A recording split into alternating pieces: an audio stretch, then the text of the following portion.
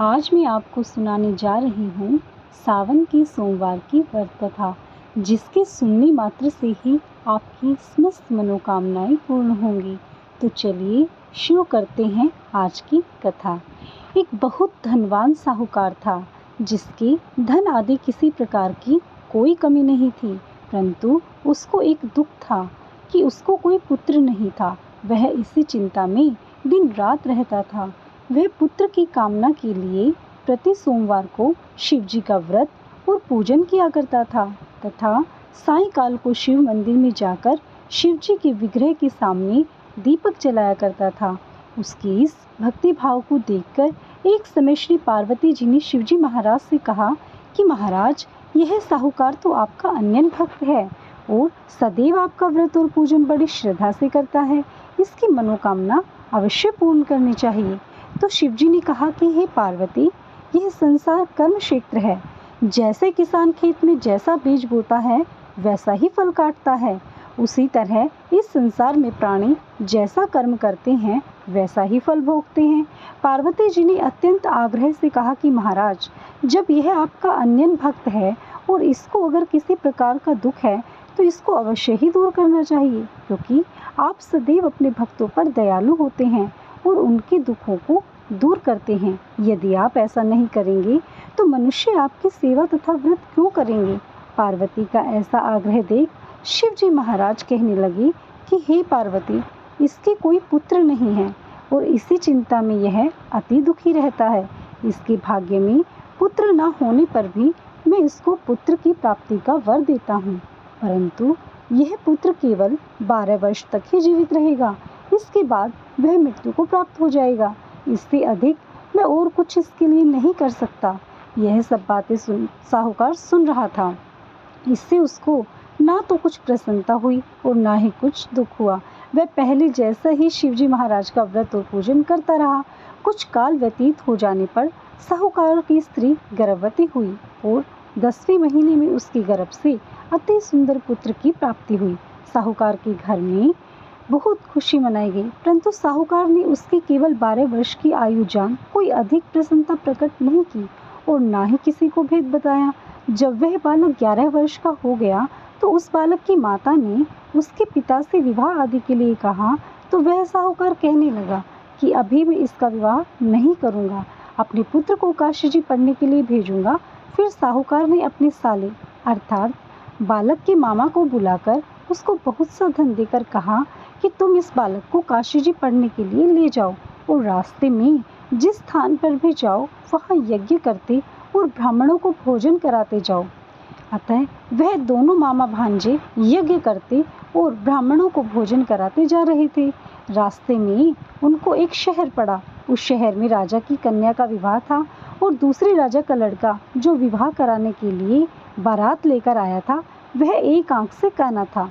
उसके पिता को इस बात की बड़ी चिंता थी कि कहीं वर को देखकर कन्या के माता पिता विवाह में किसी प्रकार की अड़चन पैदा न कर दे। इस कारण जब उसने अति सुंदर सेठ के लड़के को देखा तो उसके मन में विचार आया कि क्यों न दरवाजे के समय इस लड़के से वर का काम चलाया जाए। ऐसा विचार कर वर के पिता ने उस लड़के और मामा से बात की तो वे राजी हो गए। फिर उस लड़के को वर के कपड़े पहना तथा घोड़ी पर चढ़ा दरवाजे पर ले गए और सब कार्य प्रसन्नता से पूर्ण हो गया।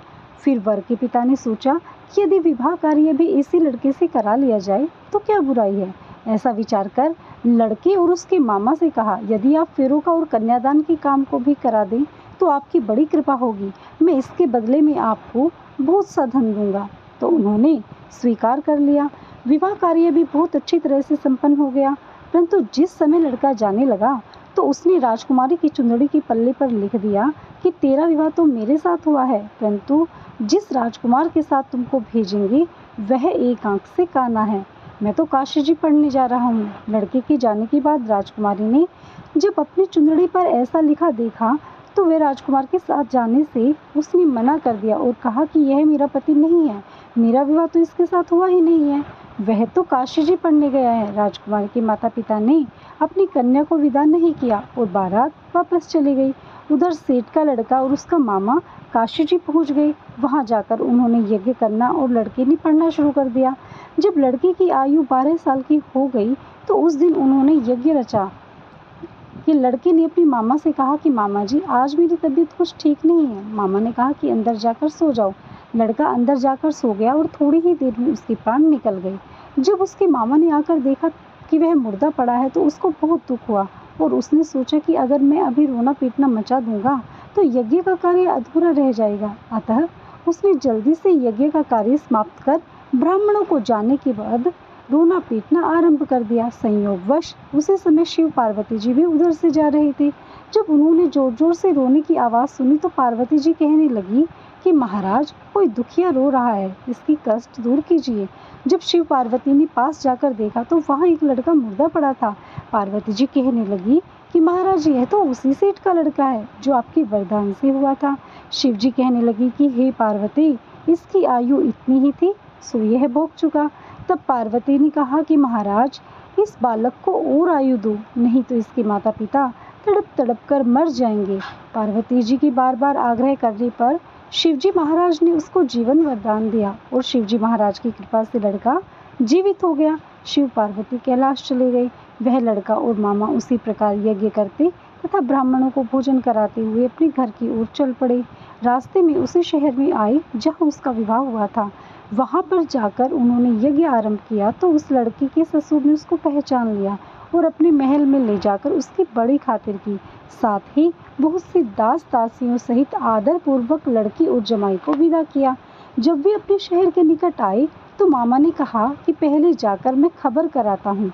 जब उस लड़के का मामा घर पहुँचा तो लड़के के माता पिता घर की छत पर बैठे थे और यह प्रण कर रखा था कि यदि हमारा पुत्र सकुशल लौट आया तो हम राजी खुशी नीचे आ जाएंगे, नहीं तो हम छत से गिरकर अपने प्राण दे देंगे। इतने में ही उस लड़के के मामा ने आकर यह समाचार दिया कि आपका पुत्र आ गया है, तो उनको विश्वास नहीं आया। उसके मामा ने शपथ पूर्वक कहा कि आपका पुत्र अपनी स्त्री के साथ बहुत सा धन लेकर आया है। तो सेठ ने आनंद के साथ उसका स्वागत किया और बड़ी प्रसन्नता के साथ रहने लगे। इसी प्रकार से जो कोई भी सोमवार के व्रत को धारण करता है अथवा इस कथा को पढ़ता है, सुनता है या सुनाता है तो उसकी समस्त मनोकामनाएं पूर्ण होती है।